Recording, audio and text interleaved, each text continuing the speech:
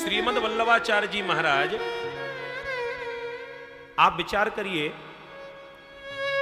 छोटे से गोपाल जी की सेवा कर रहे हैं और इतना भजन हो गया, इनकी इतनी भक्ति हो गई जीवन में कि जब भी भोग लगते हैं ना ठाकुर जी के,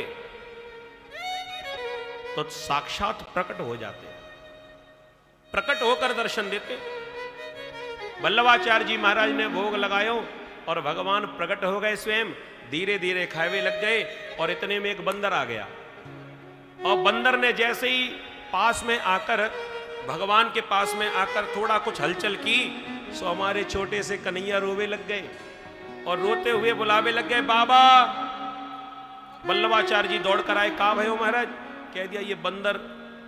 वल्लभाचार्य जी को हंसी आ गई, महाराज बड़े बड़े युद्ध महाभारत जैसे आपने संपन्न करा दिए और एक छोटे से बंदर से घबरा गए।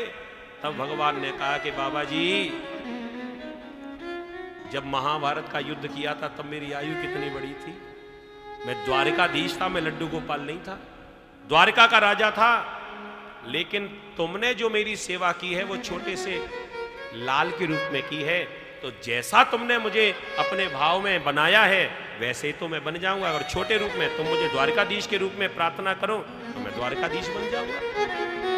तो भक्त जैसे भगवान को भजता है, भगवान वैसे ही बन जाते हैं। इसीलिए कहा जाता है भगत के वश में है भगवान।